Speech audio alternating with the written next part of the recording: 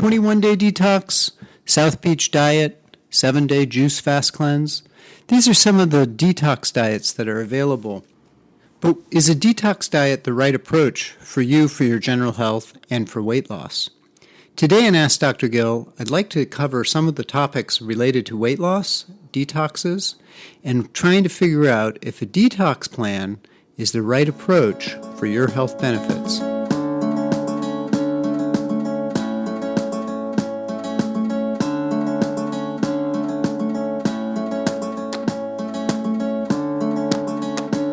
Welcome, I'm Dr. Gil Winkleman, and this is Ask Dr. Gill. I am talking about detox plans today, and I have a bunch of stuff to cover. What is a detox? What's it good for? Is it safe? Let's start with what a detox is. So generally, the idea is that you change your diet, and it's sometimes for weight loss, and sometimes it's just to kind of clean the pipes out, as it were. And there's a lot of debate about whether, medically speaking, this is a useful approach. My sense is that for many people, this is a good approach. And I have a few articles that I've written about elimination and how elimination is part of, a healthy existence. Our bodies, even if you weren't breathing in toxic elements from the environment, there are waste products that are developed that come about in the body as a result of just, things being broken down and built up and so forth. And the body needs to be able to eliminate that. And sometimes we get to a point where we have too much of a buildup over time. And, it's interesting that in many cultures, it was typical to have a detox of some sort at different times of the year. In Chinese medicine, there's ideas about doing some kind of juice cleanse and so forth. And in Judaism and Islam, they have fast. In Judaism, it's fast days. There's several fast days throughout the year. Islam has, in effect, an entire month of fasting, although you eat at night, but during the day you don't eat. And, you could say this is a spiritual process, and I think that there can be a spiritual element to a detox. But physiologically, there's something about taking a break, letting your digestive system take a break, letting the body sort of catch up, particularly in the springtime. We tend to eat heavier foods in the winter. I mean, in modernity, currently in our times, we actually have much more access to fruits and vegetables even during the winter, but traditionally we didn't have that. And so you would have heavier foods. And I think most people would say they eat heavier foods in the winter just because it's colder and so forth. But when spring comes along, you kind of want to help your system sort of eliminate some of that heaviness, and not from a weight perspective, but just from a physical perspective, and that's kind of the concept of doing a detox. For most people, detoxes are safe. Most detoxes are pretty basic. If it's a juice fast, as long as you're getting some kind of caloric intake. There are a few that I don't recommend. But overall, for most patients, there are simple detoxes that can be very helpful. I actually have one. I have a 21-day detox that I offer on my website, askdrgil, G-I-L, /detox-home. And that's a 21-day detox system, and it's designed for weight loss, although it doesn't have to be used that way. And I'll kind of talk a little bit about that more at the end. So now I did just mention weight loss. Some people do detoxes for weight loss, and, those sometimes have to be done with care. They are generally lower calorie diets, and there's not a problem with that. The detox that I've done at my clinic with supervision is a 500 calorie diet. That's a really low diet, and there's certain things that you cannot do, such as exercise. It's generally meant to be avoided when you're on a 500 calorie diet. You do lose weight, and generally people keep the weight off. And what I want to talk about is why that works and why people are able to benefit from that.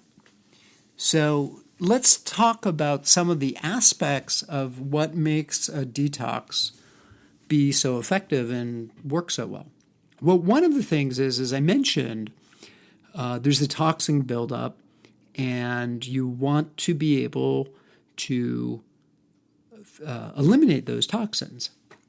Well, a good detox is going to have plenty of water to drink. And sometimes some of the water source in the detox is a tea, as long as it's not exclusively a diuretic-based tea, that's fine. And caffeine supplements, caffeine's a diuretic, dandelion's a diuretic. There's other herbs that can be diuretics. And you want to make sure that if you're doing a detox, it's fine to have those, even if you don't have high blood pressure, so long as you're getting enough replacement water, because you want your body to not feel dehydrated.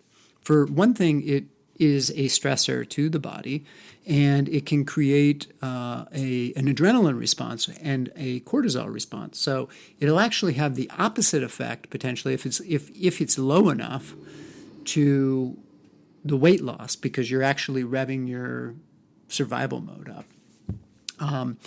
It can also lead to higher cholesterol, because when the body gets dehydrated, the cells will produce more cholesterol to hold in the water that is there. So you want to make sure that you're getting enough water. And just from a simple standpoint, if you drink enough water, your body is going to be better able to eliminate toxins. So that's the other piece to that.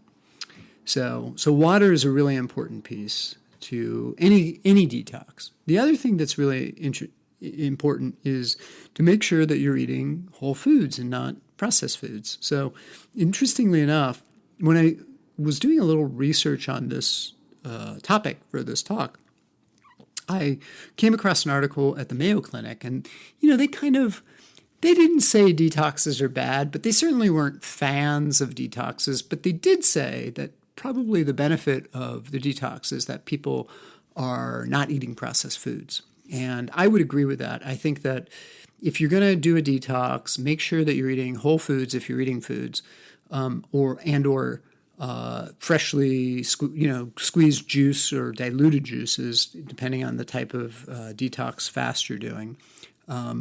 You want to make sure that you're getting plenty of fruits and vegetables. Now, some detoxes will say don't eat any fruit. That's fine, as long as you're not just eating, meat or something. You want to get some of the fresh items into your body, and you want to be making sure that you're cooking the meals or eating something that's a whole food. And this is important. I think that this is an important aspect of any detoxification. And I think that for many people, they get into this bad habit of not eating fresh whole foods. And as a society, we tend to eat out a lot and grab fast food way more often than we should. And I think some people, that's a big part of the reason that they've been gaining weight. And I have a number of patients who will come in and they will basically say that, yeah, I don't understand it. All of a sudden I'm gaining weight. And as we kind of go through their health history, it's like, yeah, it started when things got more stressful at work and, they got busier, and then they started grabbing something right away from the Starbucks or wherever it was, or McDonald's. And next thing they knew, they were doing that every day because it was easy, and they were, getting a positive benefit in that they were getting their work done. But from a health perspective, It was not very positive at all.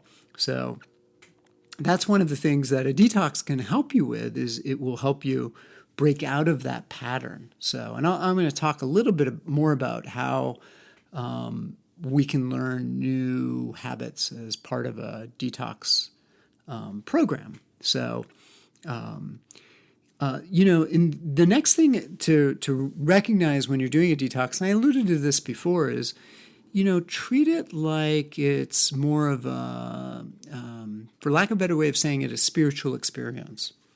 And the reason I say that is I think that it's really good to give your body a break. And so don't force yourself to exercise. Don't think that the more calories, I'm having fewer calories, and therefore I'm going to go exercise and burn up what I did eat. For one thing, you're just stressing the body. So my experience with doing the detox with my patients is the people who lost the most weight actually didn't exercise. Now, if you want to do light walking, particularly if it's out in the woods or somewhere in nature, that's great. So long as you're not overdoing it. And I think what I've learned in doing this, and I've taken several hundred people through this 21-day detox program, by the way.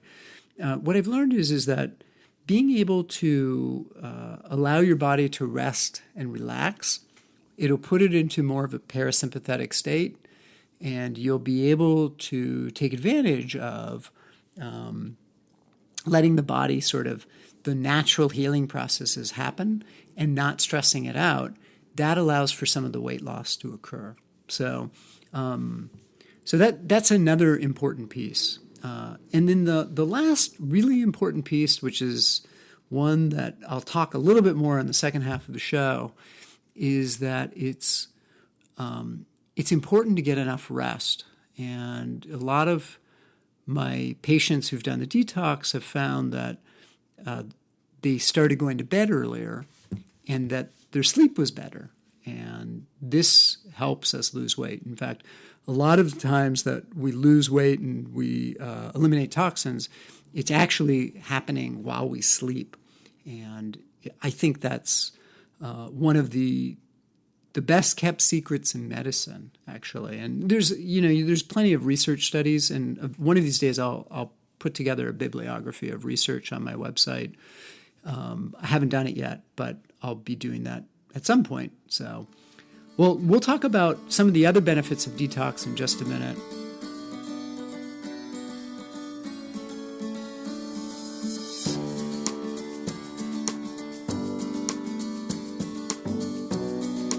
Okay, welcome back to Ask Dr. Gill. I'm Dr. Gil Winkleman. So we're talking about detoxes today and the benefits of detox. And I want to kind of give a brief overview of the 21-day detox that I offer. Not because it's the only way of doing it, but it's one of the ways that's fairly common and I think is an appropriate approach for many people. Now, 21 days sounds like it's a long time, and I think a lot of people, when they sometimes see that, become really intimidated by it. And I totally can appreciate that. Before I put anybody through the detox, I did it myself, and I was kind of like, oh man, this is going to be long. This is hard, man. And I found, by the way, that I was doing this. It was the detox originally was a 500-calorie diet, so we were doing that as a 500-calorie diet. And I was like, man, I walked 1.5 miles home from work one day, and I was really tired after doing it. It was the only day I did it. It's like, that is not a lot of calories. Now, most people can handle that, believe it or not, for the 21 days. And interestingly enough, I found that people would lose weight whether they did a 500 or 1,000, depending on their situation. People who were really actually didn't have much weight to lose didn't lose as much weight, interestingly enough, on the 500 calories, but that's beside the point. So why 21 days, you might be thinking? Well, what I discovered myself doing it and what I've seen with all the patients that I've taken through it is you start to learn new habits. So the big habits are you start preparing your own food and not depending on fast food or processed food. And you also start to pay attention to portion size. So, part of the purpose of a specific calorie diet and what is provided with the My Home Detox program is that you are measuring. It's not just it's specific foods. So there's only certain foods that you can eat, and I'll explain why in a moment. But you're measuring it and you're getting portion controls. And when I did this, I was just amazed at how full I would get on the little bit of portion that I had, and how I responded so well to that afterwards. In other words, I figured out I didn't need to eat that much food. In fact, some nights I eat way more than I should these days. So I'm thinking about weighing my food again, just to kind of as a reminder to myself about that. So, and then the 21 days also helps you, like I said, create this new habit. Generally, we create a new habit takes at least some people say a month, 30 days. And, it's up to debate, but it's certainly at least 21 days. And your brain sort of gets used to the particular process that you're doing. So that is, I think, an amazing aspect of a longer detox program, is that you start to gain this new habit that you didn't have before. Now, the other thing that's kind of interesting and why I think this is beneficial is, the first few days of a detox, you kind of feel crappy. And most of the people, I've done multiple types of detoxes, by the way.